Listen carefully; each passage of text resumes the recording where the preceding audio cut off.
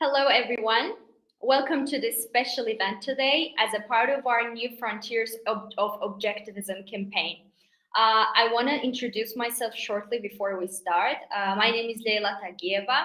I'm a national coordinator of SFL Azerbaijan as well as TikTok associate at SFL North America. And today for this event, we have Andrew Bernstein, the author of Capitalism Unbound, among many other works, of course, the Incontestable Moral Case for Individual Rights, Capitalist Solutions, and Heroes, Legends, Champions, Why Heroism Matters, to discuss the immorality of collectivism and how socialism tries to make people disregard or even loathe their own rational self-interest. And our topic will be why socialism is anti-human, as it should be already known to you. Dear Mr. Bernstein, could you expand that introduction, please? Sure. I've known since the time I was a little kid growing up in Brooklyn, New York, that I was going to be a writer, and you went on to get a PhD in philosophy. But one of my books that I think is most germane to this topic is the Capitalist Manifesto, the historic, economic, and philosophic case for laissez-faire. So this is a compendium, of information on capitalism. It takes from Ayn Rand to give the philosophic and moral case on capitalism, from the great economists, from Adam Smith through von Mises, Milton Friedman, Henry Hazlitt for the economic case. And then the one thing that I think is really original in here is it gives an accurate history of capitalism, not the distorted Marxist version as taught in the schools. So, I mean, but anyway, it's one-stop shopping, the essence of the philosophic, including moral, economic, and historic case for capitalism. And, my most recent book, which just came out in August of 2022, is Why Johnny Still Can't Read or Write or Understand Math and What We Could Do About It, which is a scathing indictment of the U.S. Government school system. And the second half, as the title indicates, it tells us what we could do to improve American education. So I think that's a short introduction to me, Leyla. Thank you so much. And you actually, could you also tell us a little bit more about what do you think are the origins of socialism ideas and what are the values behind it? Well, I think, I think we should start out by doing something that's rarely done in political discourse, and that's define our terms. So let me start with capitalism, which is the essence of capitalism, and I think defined brilliantly by Ayn Rand, is it's the system of individual rights, including property rights, in which all property is privately owned. But the essence here is capitalism is the system of individual rights. To put it simply, your life belongs to you.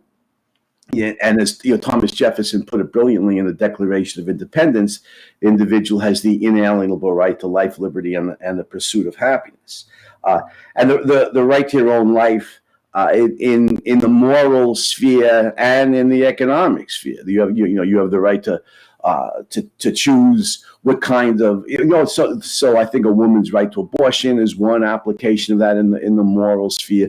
The right to choose your own profession, your own partners, your own lover, your own friends, and of course in the economic sphere, the right to earn and to own property, start your own business, keep the profits, and so on. By the way, Confucius said, the great Chinese philosopher Confucius said a long time ago that the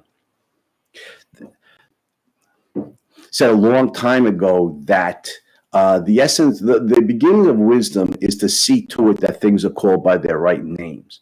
And the right name for what's known as capitalism is liberalism. It's the system of liberty. The LIB root indicates it's the system of liberty. And that's I want to reclaim that name because capitalism is a Marxist term, right? With the meaning of capitalism is that it's the system in which the men of capital, the wealthy, the owning class, have the power to exploit and oppress the poverty classes, the working class. You have the essence of Marxism packed into the very name. That class warfare, that inherent inveterate class warfare in all human society that Marx proclaims. So the proper name for this system is liberalism. Now, for socialism, now we're talking about full socialism, real socialism. Now I'll get to the mixed economy welfare states in just a minute. But full socialism or real socialism, we're talking about the former Soviet Union, China under Mao, North Korea, Cambodia under the Khmer Rouge, and so on. Socialism is the system in which your life has been socialized. Capitalism is not well named. Like I said, its proper name is liberalism. Socialism has one virtue. It's properly named. It's the system in which your life has been socialized. Your life does not belong to you. It belongs to society. It belongs to the state. Your life belongs to the state. That's the essence of socialism, and its main philosopher was the German philosopher, well, Marx, obviously, but underlying Marx, George Wilhelm Friedrich Hegel. And Hegel, one of the most influential political philosophers in history, says in his book, The Philosophy of Right, I don't have the exact quote in front of me, but it's to the effect that individuals have no rights, they have only obligations to the state. And if the state demands the individual's life, the individual must relinquish it. The individual must give up his life. That is the essence of socialism or collectivism. The idea that the group, the collective, the state as a whole is predominant and the individual subordinate and must serve. So the prime examples of real socialism are National Socialism. By the way, I almost never use the term Nazi. Nazi is a contraction for National Socialist. And people need to know that this was a fully socialized system where your life certainly belonged to the National Socialist state. The Soviet Union is a good example of real socialism. North Korea nowadays, China under Mao. Now, very often, one last point on this, Layla and everybody.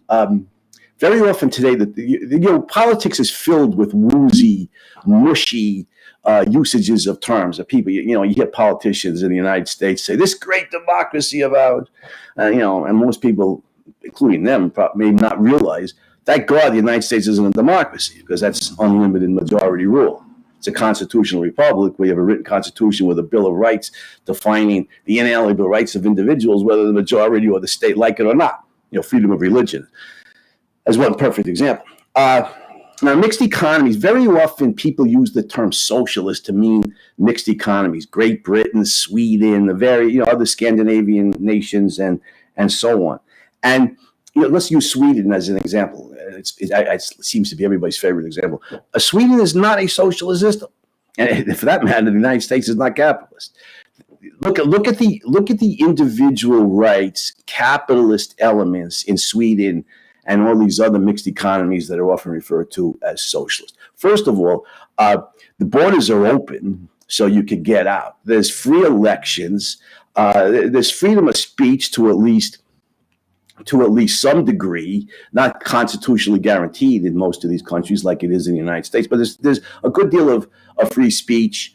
Like I said, freedom of religions, a good deal of individual rights elements in these so-called socialist systems. But even in the economic sphere, there's a great deal of private ownership and profit motive. I mean, IKEA is privately owned and operated for profit. Volvo is privately owned and operated for profit. If we walk down the streets of Stockholm, you find all these stores and shops, butcher, baker, candlestick maker. They're all privately owned, or mostly privately owned and operated for profit. There's a great deal of capitalism in these systems, which is what keeps them afloat. So, we see to it that things are called by their right names. They have a large welfare state, but there's way too many individual rights elements, including in the economic sphere, for these to properly be called socialism.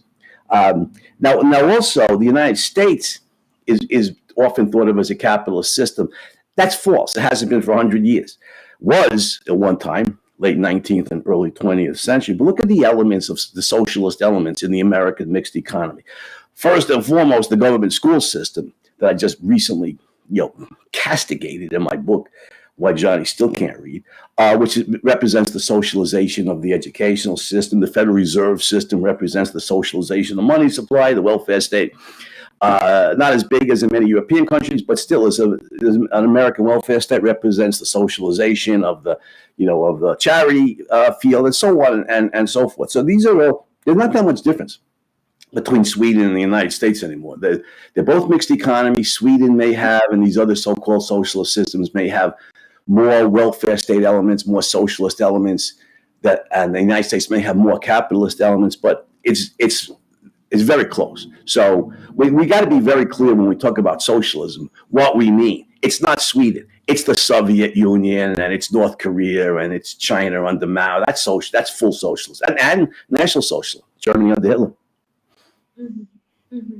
Well, I totally agree with both of your points in a way that I've always come across where the concept is not properly explained to different segments of the society, and they end up actually stigmatizing the use of capitalism to something that that is almost dehumanizing. And regarding the second point, I've always come across people using the Sweden example as if it was anything similar to Soviet Union, because we lived through those days. We know that it is not the same. So thank you for that broad introduction. So following that, there's always a discussion among the people about how socialism works in theory, whether it is possible to work in theory, and also how it works in practice. So what can be said about its effectiveness of socialism in practice, and what ways can socialism be seen as anti-human, coming to our topic? Right. There's this common belief that goes back to Plato and the understanding of Plato, that some idea might be good in theory but doesn't work in practice. Well, there's a lot of that apply to socialism in the modern world. And the truth is, socialism is horrendous in theory, and that's why it's so horrible in practice. The essence of the essence of socialist theory, your full socialism, is that your life does not belong to you. Your life belongs to the state, which means that this is the essence of its anti-humanism, because the way you gain flourishing human life is to recognize that each individual human being has the inalienable right, as built in by virtue of being a human being, right to pursue his or her own values, to pursue his or her own happiness. And the government the moral legitimacy of a government is to protect your right to pursue your own values. In other words, your life belongs to you, and the government, as long as you're not a criminal, as long as you don't initiate force or fraud against innocent individuals, you are free to live your life as you will and gain your values in education, in career, in romantic love, in family, in friendship, in travel, and entertainment, whatever it is. You are free to pursue your values. You have the right to do so. That's the way you attain flourishing human life. Well, notice that. Now, a second point is, and I think this comes right out of Ayn Rand's Atlas Shrugged, that Ayn Rand dramatizes. She shows us brilliantly. How do we gain values? How do human beings achieve the values upon which our lives depend? But by means of this, fundamentally, first and foremost, by means of the rational mind, by means of rational thinking. This is the way we learn how to grow crops, to feed billions of people. This is how we learn how to cure diseases, and promote health. This is how we learn how to build houses and skyscrapers and cities. This is how we write poetry and develop philosophic theories and make advances in science. It's by rational thinking. Well, notice socialism is antithetical to both of these. First of all, you don't have a right to pursue your own values. You have to sacrifice for the state. Second of all, you don't have the right to think independently. You have to agree with the state. And if you don't agree with the state, and if you're too loud about disagreeing with the state, you end up in a gulag, as a slave labor camp, or in the National Socialist case, maybe in a concentration, in a death camp. So on both those counts, those are the two criteria to gain flourishing human life: to recognize and protect the inalienable rights of individuals to pursue their own values, and two, to recognize that independent thinking, rational thinking, is the means by which we achieve those values, and to protect each individual's right to speak their mind, to act on their own thinking, as long as they're not a criminal, to act on their own thinking, to develop theories, write books, compose songs, start their own companies, invent new technologies, start companies, go into business with the older technology, seek profit, and so on and so forth. This is how this is how human beings flourish. This is why the capitalist system, on any metric of politics and economics, any metric we want to use, the capitalist system are way ahead of the socialist system. Socialism excels at one thing, Layla, and that's mass murder. Promoting human life, no. Yeah. So before we continue with the questions, I would just like the audience to know that they can actually add their questions to the chat, and we will gather these questions and we will ask the speaker these questions at the end of our call, basically. So feel free to do that in the chat. And talking about what socialism was good or bad at, what can you say that despite that socialism's so many failings, why do the ideas behind it still appeal to many people today?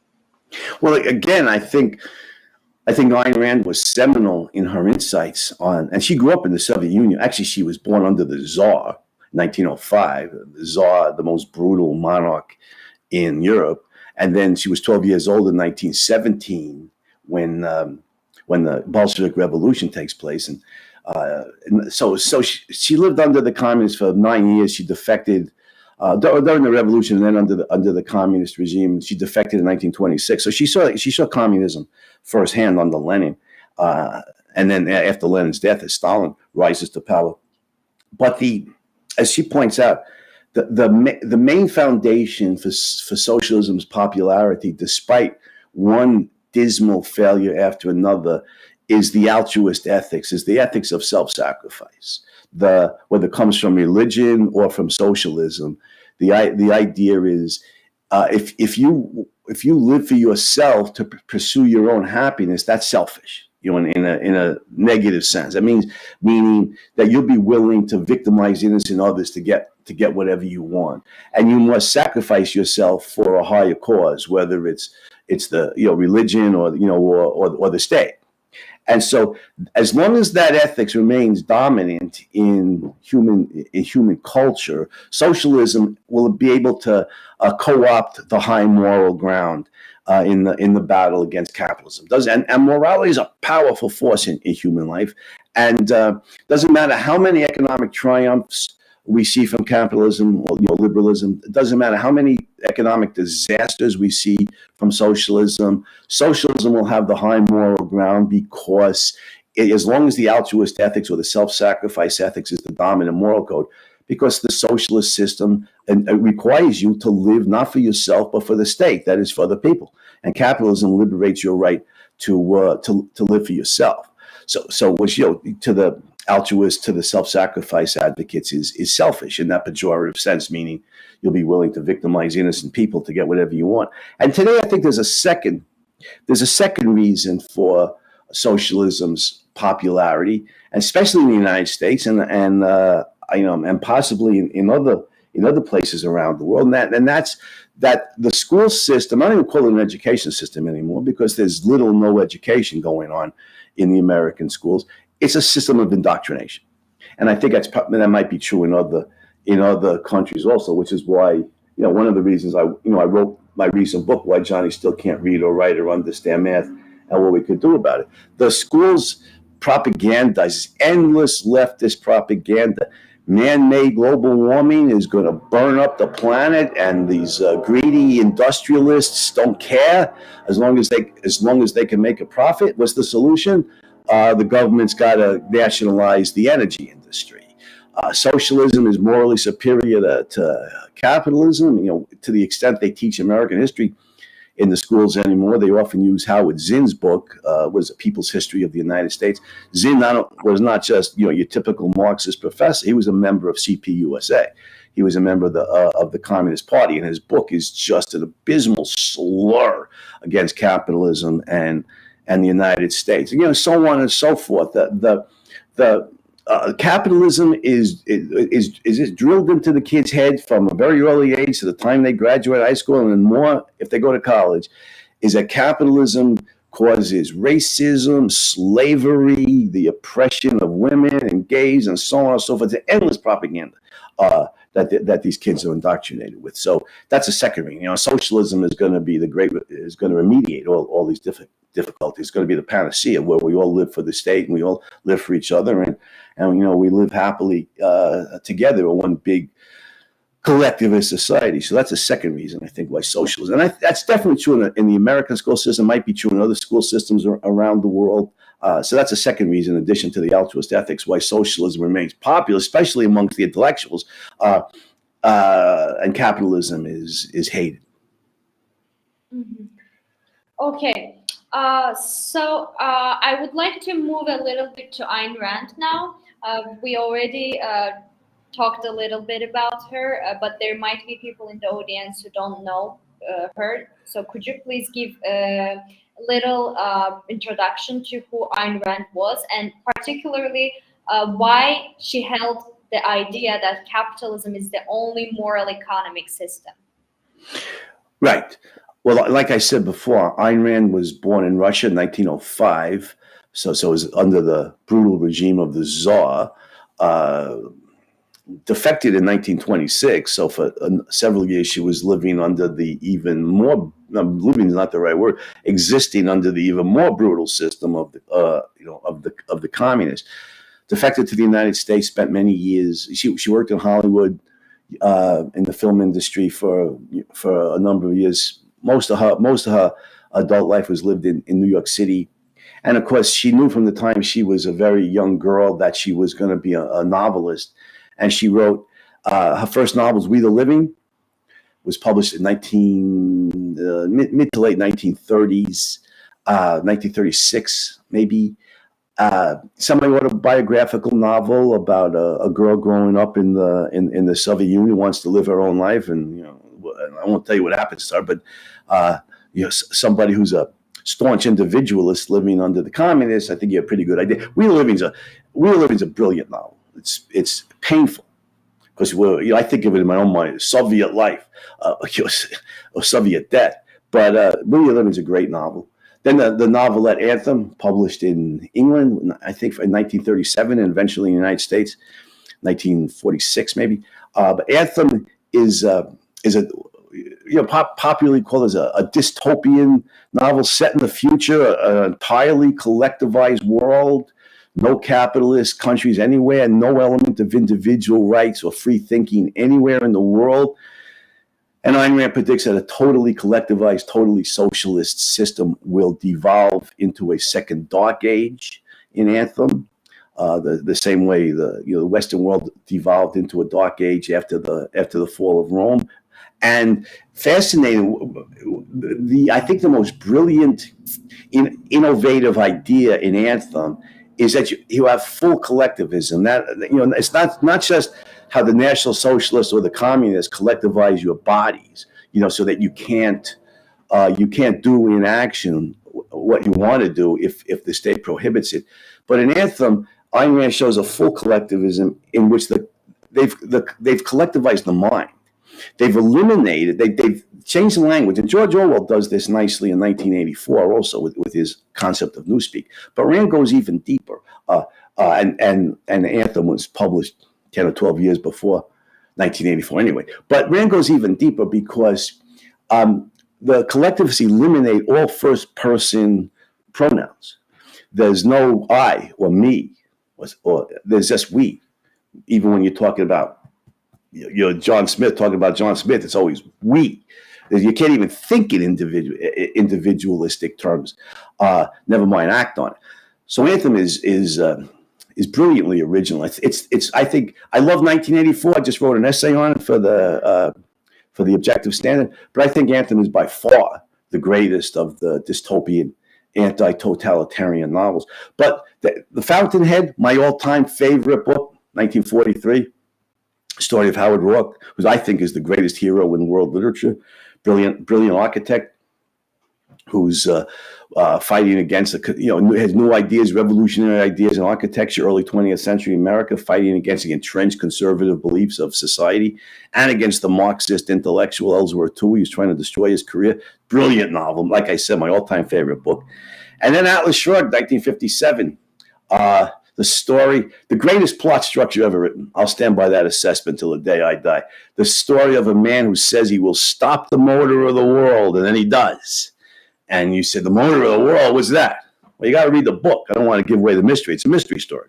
And thematically, Ayn Rand said that her goal here in Atlas Shrugged was to provide a moral defense of capitalism, which she does. An entire philosophic system of objectivism, dramatized in the action, not just talked about. It's a great plot. The theme is profound and completely integrated in and dramatized, shown by the events of the story. I think it's the greatest novel ever written, although The Fountainhead is my personal favorite. So those are Ayn Rand's 4 novels. She said the goal of her fiction writing was to present an ideal man.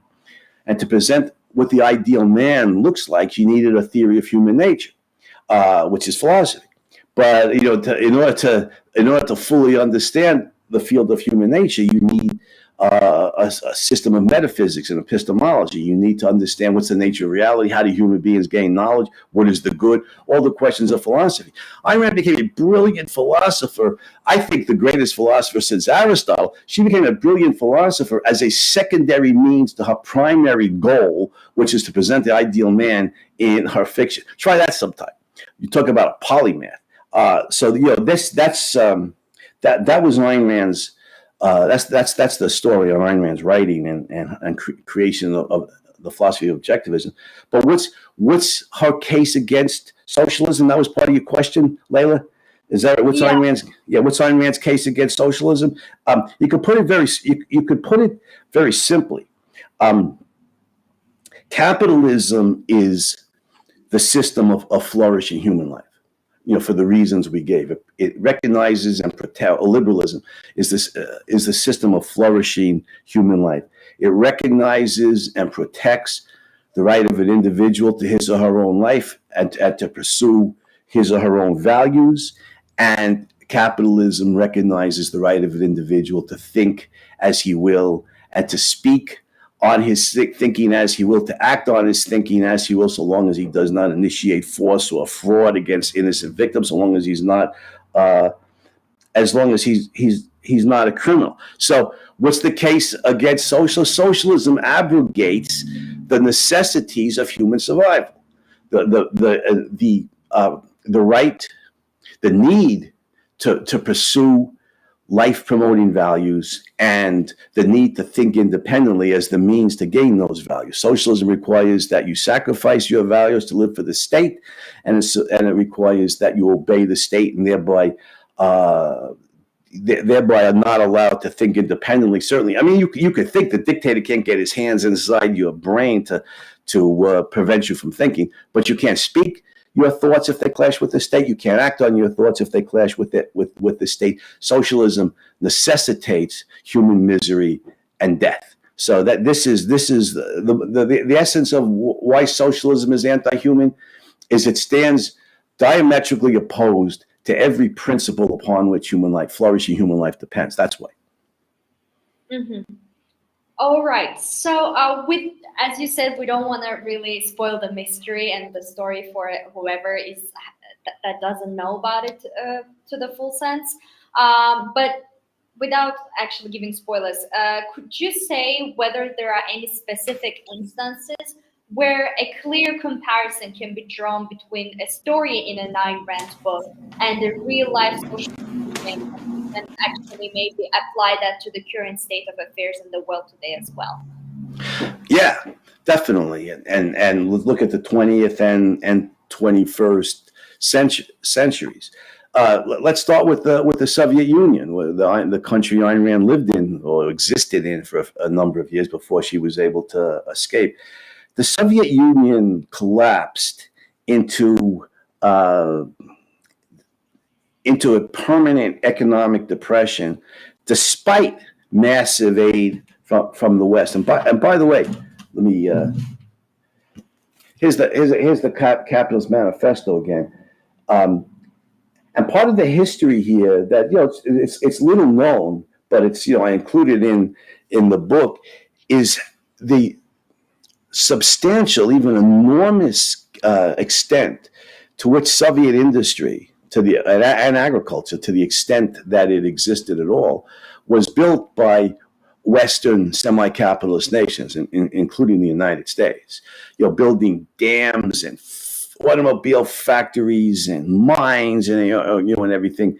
And even when the Soviets couldn't grow enough food to feed their own population, so that they imported an enormous amount of food products from Canada and the United States, and the economic system still subsisted in abysmal poverty, where you'd stand online for 2 hours to get a potato.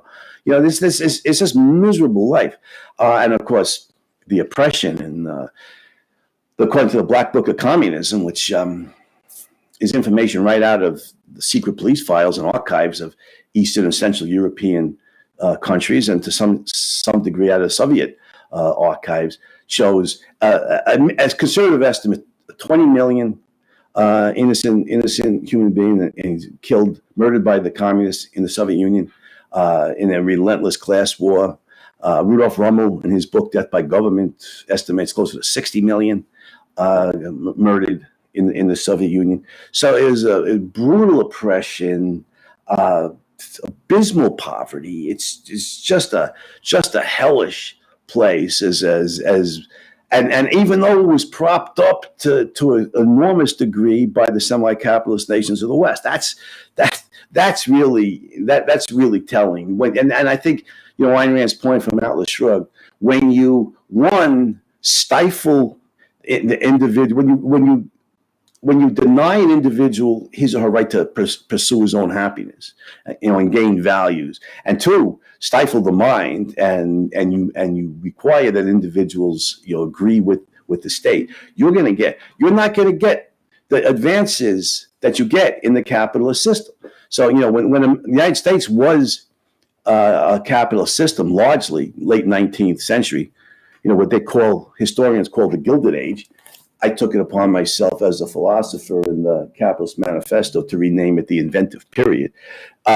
You liberate the human mind, and you liberate the egoism, the desire for self-improvement, for self-gain, for the pursuit of values and the pursuit of happiness.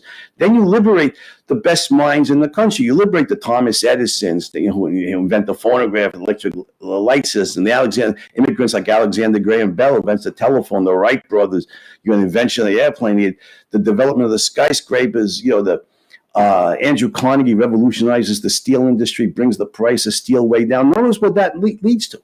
And enables Henry Ford to revolutionize personal transportation in the United States because he has inexpensive steel with which to build automobiles. It enables the development of skyscrapers because you have inexpensive steel. The enormous amount of steel it takes to build a skyscraper is inexpensive. And a point that's often overlooked, the development of agricultural technology, harvesters, tractors, combines, enormous amount of steel. The steel has to be inexpensive so that American farmers can afford to buy these things and produce massive amounts of food. This is what you get under capitalism. When individuals, their right to pursue their own happiness is protected, and their right to use their own mind to do so is protected. You don't get this under socialism. China is a good example. Under Mao's brutal communism, it was starvation level poverty. Millions of people starved to death. And after Mao's death in the mid-'70s, Deng Xiaoping comes to power, and he's a little more humane.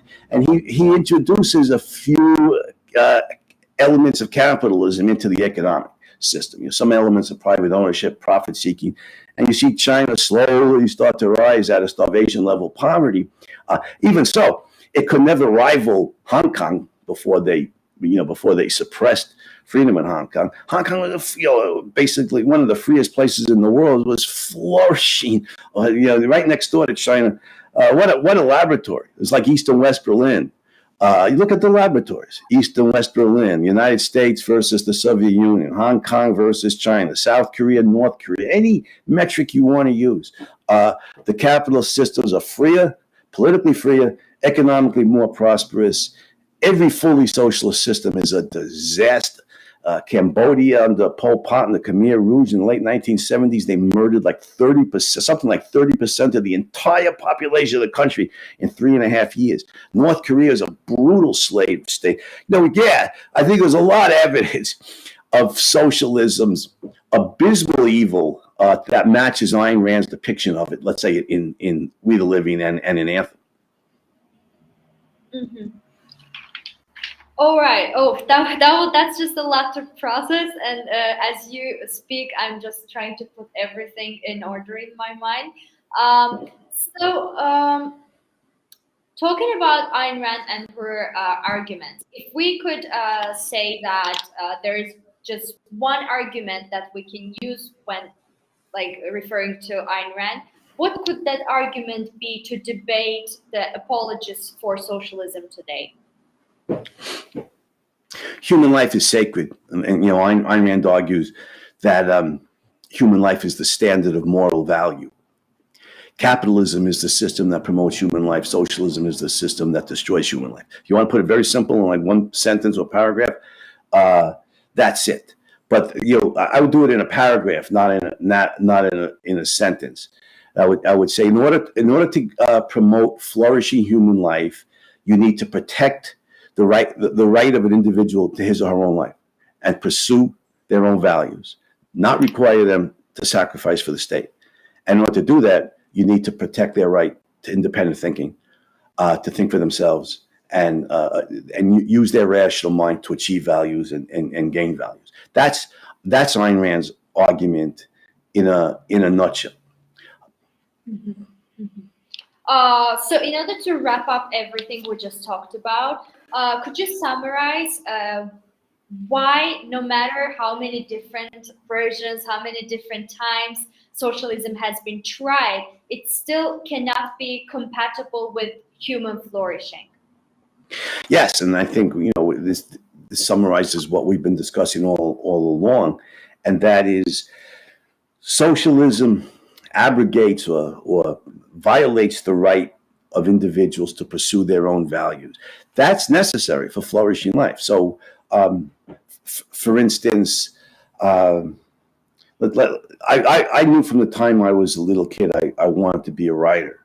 But let's say the dictator, and socialism, full socialism is always a totalitarian system for the reasons we've discussed. So the dictator doesn't want me writing. You're too dangerous, Andrew Bernstein. Your ideas are pernicious to the welfare state.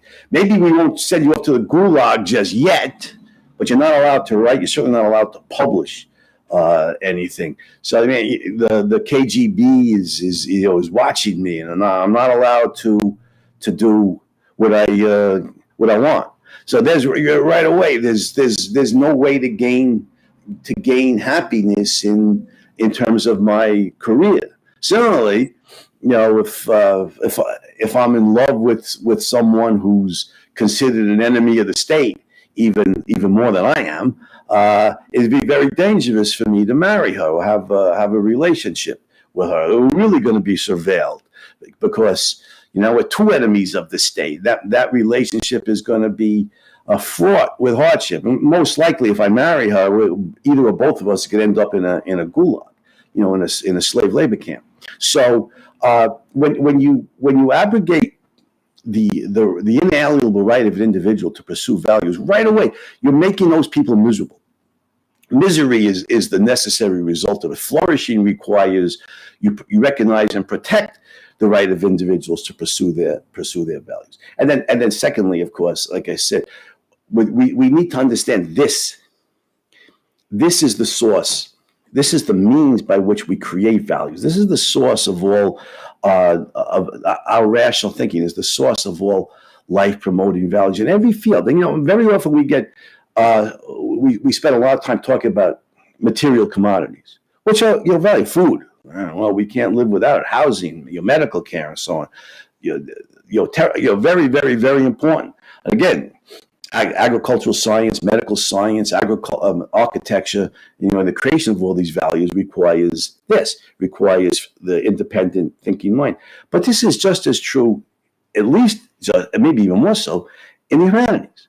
This is how you're not going to get and under the system of individual rights, composers can compose any music they like, and music lovers can listen to it or not as they see fit. Writers can write any type of novels or drama or poetry that they want. People can buy those books or not as they see fit. Scientists can advance any theories. They can write books on it. They could lecture on it. Philosophers can develop new theories in philosophy. I mean, where did Ayn Rand go to revolutionize the field of philosophy? She was in the United States, in the 20th century, before freedom of speech came under attack in the United States in recent years, when free speech was still considered sacred in this country. She was able to revolutionize the field of philosophy and write books on it, and give lectures on it, and so forth. So any new ideas, any inventions, any new technology requires the liberation of the human mind. And this is why the free countries will always be much more advanced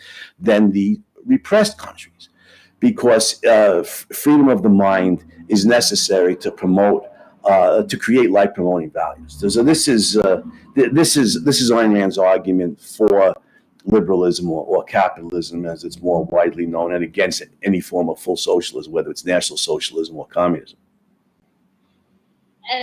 Exactly, and after all, it's all about the diversity of the interests, the diversity of skills that are out there, so that society and the nation as a whole can actually flourish. Because if everyone was supposed to do the things that were deemed necessary from a governmental perspective, then people wouldn't actually be using their skills in the right places. Most individuals wouldn't ever reach their full potential, the things they're good at. So yeah, it really makes sense. And to wrap up, for those who joined later as well, if someone is new to these ideas of objectivism, capitalism, libertarianism, what would you recommend as a starting point for them in terms of resources, the books to read? Well, fortunately for us, Ayn Rand was a brilliant novelist. So she dramatized her ideas in actions. And I think the best introduction to Ayn Rand's thinking is her great novel, The Fountainhead. It's a great story about about a brilliant young architect who's fighting against the entrenched beliefs of a conservative society and against the Marxist intellectuals who are trying to suppress his career, and against the woman he loves and who loves him. It's a brilliant story. And then, of course, I tell people, and I'll stand by this till the day I die, the single most important book for anybody's education is Atlas Shrugged. I absolutely believe that 100%. First of all, it's a magnificent novel. What a story. Even if you disagree with Ayn Rand's philosophy, what a story it is. The story of the man who says he's going to stop the motor of the world, and then he does. You go, wow, what a story. But in addition to that, you get for your money, you get an entire philosophic system, rational philosophic system, what Ayn Rand called objectivism, that explains, one, metaphysical reality, that is, the reality as such, the nature, the universe, and two, human nature, history, and a human society. Is all packed into this magnificent novel. That's why I think Atlas Shrugged is the single most important book in anybody's education. So I absolutely recommend everybody to read both of those great novels. Mm-hmm. Thank you so much, Mr. Bernstein. Now my questions are done, and I would like to move on to the audience question. And hereby, I would like to mention that we still have time in the live, so feel free to add your questions to the chat, and we will pick them from there. So starting off, we just talked about the starting point and what people should pick up from Ayn Rand as a starting point.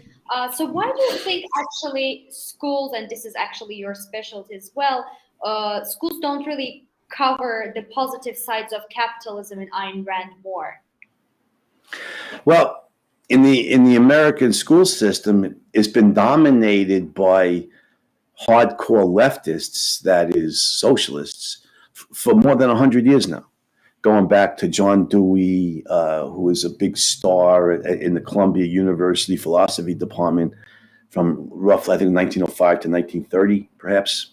And his lead disciple, William Hurd Kilpatrick, who ran the philosophy of education division at Columbia University Teachers College, which was the predominant teaching institution in the country at that time. These guys are hardcore socialists. I mean, where did they go? Where did they? Here's just one juicy example that'll tell us who they were.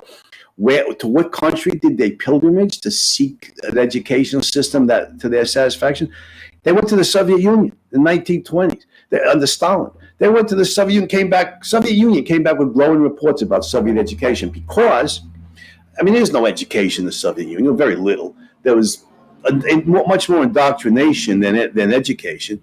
And the kids are indoctrinated to serve the state. The state comes first. You live for the collective, the joy of toiling for the masses, and to not act selfishly, to not think in terms of your own personal values, but to serve the state. This has been the dominant philosophy of the teachers' colleges or schools of education in the United States for more than a century now, and so they indoctrinate the kid. Now, some school districts are better than others. Some schools are better than others. There's still a lot of good classroom teachers in the massive school system who will smuggle in the truth about the virtues of capitalism and the many great things in American history. But the trend is towards what I was saying before: indoctrination with socialist, anti-capitalist propaganda, whether it's about global warming, whether it's about gender identity, whether it's about capitalism as a racist system and an oppressive system. This is what they quote teach. In other words, they propagandize. So it's very rare that somebody comes through the school system, and gets the idea from the school system that capitalism is good. That's and it's increasingly rare. I totally agree with that. And I think this is not even something that only happens in the US, but it's something global when you think of it. I remember from my bachelor years, when we were given lectures about the political systems, economic systems, and what capitalism and socialism meant, there were some professors who emphasized the importance of free market and how most of the Western nations got wealthy as today, but no one really stood up there and talked about capitalism being the virtuous system and being the one that actually cares more about the values and the individual dignity of the individuals. What's interesting here is there is a split on a number of issues generally between the intellectuals and every man and every woman. The intellectuals, I can speak mostly from American perspective because I was born and raised here and I live here. The American intellectuals, for the most part, are Marxist, and every man, I think, and every woman around the world, for the most part, are not. Which is why, the immigration patterns run from the socialist systems to the capitalist systems, right? People want to come to America. They don't want to flee from America. The communists built walls to keep people in. The certain people in the United States wanted to build walls to keep people out. That tells us every man and every woman want to live in the semi-capitalist systems because at some level they recognize this is the system that protects my right to pursue my own values, pursue my own happiness, and especially protects the right of my children to do so. And the socialist system does not. So there's a real split here between the intellectuals on one hand and every man and every woman on the other. Mm-hmm. Mm-hmm. All right, so we're gonna go more specific now, and this is another audience question that I've picked up. What would you say to disabled people who seem to think socialism or communism is the only system they can thrive in? And the person has given a little background saying that I am neurodivergent and my sister has Down syndrome. I am aware that she and I would be exterminated under communism because we cannot be useful in the right way. My leftist friends claim this extermination would only happen under capitalism, which I know to be false, as I'm able to run a successful jewelry business on my own and work as a musician despite of my disability. Yeah, I mean, there's one thing that socialists excel at, and that's just lying. They will tell the boldest, most barefaced lies, and since billions and millions of people come through the school system, been indoctrinated with an anti-capitalist mentality, they have the people, who just nod their heads in agreement. Obviously, nobody's being exterminated under capitalism. The principle of individual rights means your life belongs to you. It doesn't belong. Nobody has the right to kill an innocent person. So that's one point. And regarding disabilities, full socialism collapses in economic destitution. They don't have the means to take care of people with disabilities, even if they wanted to, which they don't. They want people to sacrifice for the state. They're not interested in protecting anybody's rights, including the disabled. But under capitalism, what happens is you liberate the human mind and you get tremendous advances in medicine. The advances in medical care don't come out of China or Soviet Russia or North Korea. They came out of the United States and other capitalist and semi-capitalist nations. And then eventually you get the ability to cure cancer, to cure heart disease, to cure Down syndrome. This requires expertise in medical research, and that requires capitalism. Notice in the mixed economies where you have socialized medicine, notice that the free on-demand medical care, and from what I understand, like in Great Britain, for example, and I think in the other European welfare states, Sweden and such, that the medical care under so-called socialized medicine is pretty good if it's limited to what general practitioners could do. So your child has a sore throat, and you take him to the doctor, and they do a good job with that, because you have the long lines, you have to wait. But the medical care is pretty good. But regarding life and death ailments, the free on demand medical care bankrupts the system, and they can't put enough money into training specialists. They have a dearth of specialists. So if you have, God forbid, you have heart disease. This is not even the Soviet Union. This is like in Britain or Sweden. God forbid you have heart disease or cancer. You got to get on a waiting list to see a cardiologist or an oncologist. And it's very common that people die before they get to see the specialists. They can't afford to train the specialists. You need capitalism for that. There was that charity organization in Canada. It was Heartbeat Windsor, I think was the name of it, that raised money to send cardiac patients who couldn't get in to see a Canadian cardiologist across the border to the United States to see, an American cardiologist, where you could get in. You didn't have to wait, 10 months.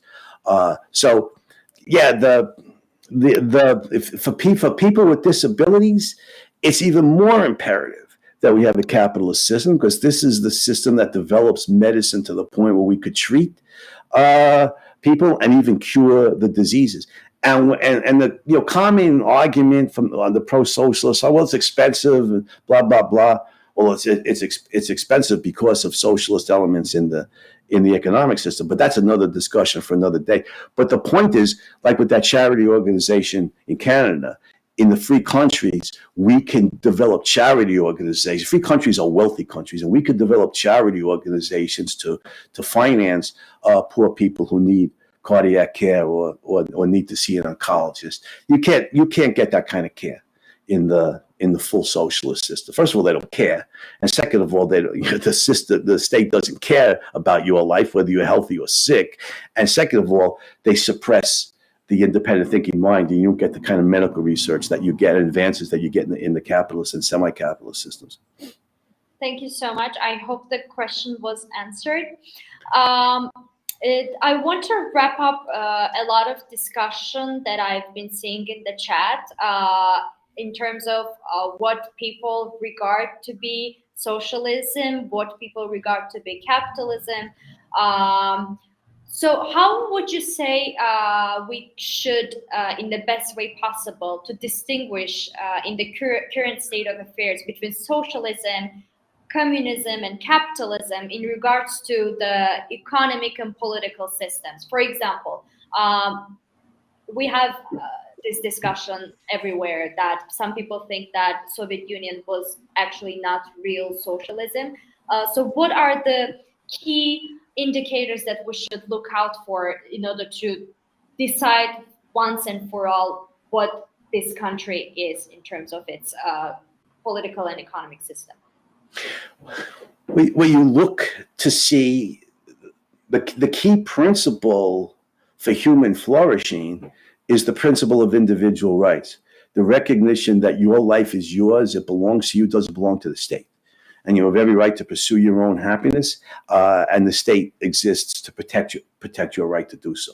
So what we look for as a difference between a free country and a totalitarian state, what we look for is, do you have the right to free speech?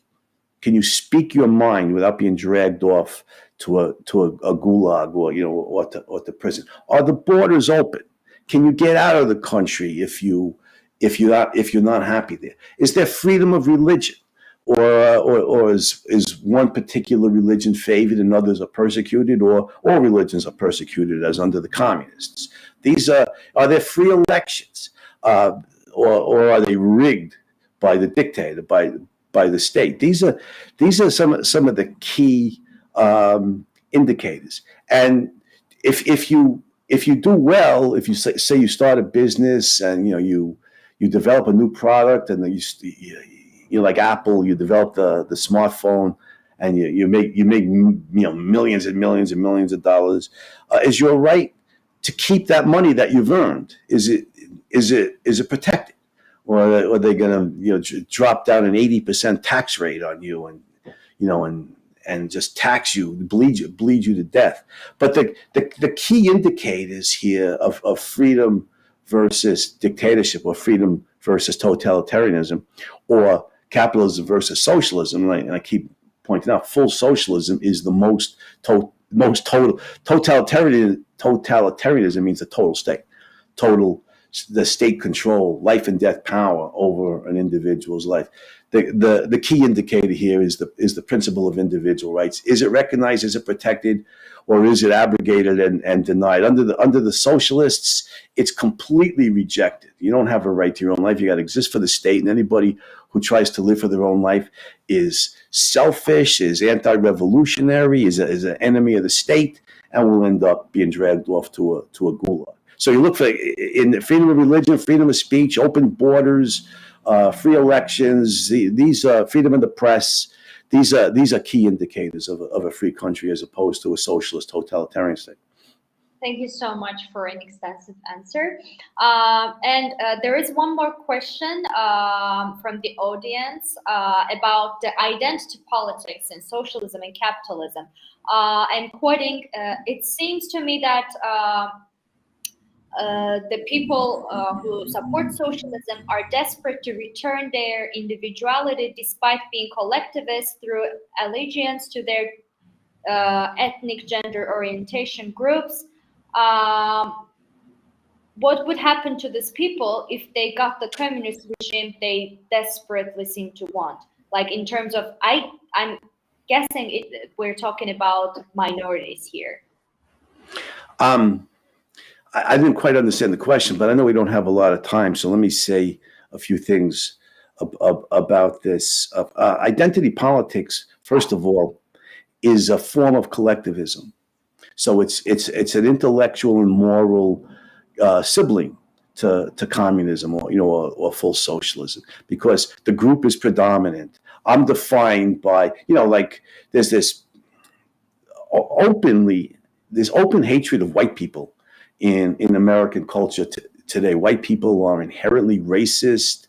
Was it Coca-Cola in their corporate training were training people be less white?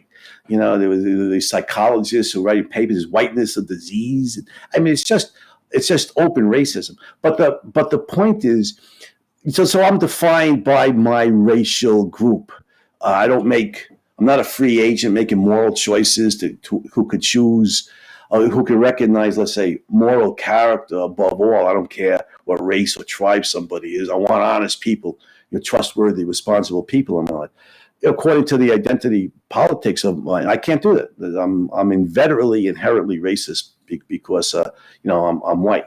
But anyway, the broader point here, and this is the postmodernist, Foucault and Derrida, people that they're pushing Marxism in a certain direction. And Marx explained human society in terms of classes, in groups, not individuals, economic classes, right? The rich versus the poor. The rich exploit the poor. The postmodernists claim it's not just the rich that oppress the poor. It's whites oppress non-whites, males oppress females, straights oppress gays, so on and so forth. But anyway, each of us, each group has its own way of cognizing the world. So there was, for Marx, there was polylogism, right? There's many logic, bourgeois logic, proletarian logic. The Nazis had it, National Socialists had it. There's Jewish logic, there's Aryan logic. Well, the white people see the world in a certain way, according to the postmodernists. Black people see it a different way. Males see the world in a certain way. Females see it differently. It's like we speak different languages with no dictionary translation. So we're caught up in anyway, the point is we're defined by our racial identity or our gender identity and sexual orientation identity. The collective is preeminent over the individual. The individual doesn't make free choices. It's just we're molded by what group we're born into. So I mean that different forms of collectivism would gravitate naturally to communism, which is a political form of collectivism, rather than towards capitalism, which promotes individualism and cuts against the identity politics mentality, because it says we're individuals first, foremost, and always, not members of a gender or a race, and we could think for ourselves. We could think independently. Our thinking is not defined by what gender we're born into or what race we're born into. And the only good news about all of this, everybody, is if we are pushed into communism, into a totalitarian state in the United States or with other semi-free countries around the world. These people, the postmodern intellectuals and the identity politics politicians and the woke mob. What did Lenin had a name for them. He called them useful idiots. And you know what happens to useful idiots under communism? They end up in the same gulag that I'm going to end up in. So it's a grim form of justice that, not to me. I don't deserve to be in a gulag, but these guys probably do. So it's a grim element of justice that these mentalities are going to get what they have coming to them under the system. It's really not funny, is it? Under the system of communism that they're pushing us towards. That's what happens to useful idiots under communism. Yeah. I was just distracted by this last comment that we got in the chat. Do you have access to the chat, by the way? Yeah. Yeah. So let's have this as our last point of discussion for today. Thank you so much for making the time. So if you feel like there's a need to distinguish the difference between Venezuela and Netherlands in terms of socialism, go ahead. If not, that's totally fine. We're under the time limit. Venezuela is a communist system. I mean, it's a totalitarian state. The Netherlands, like I said.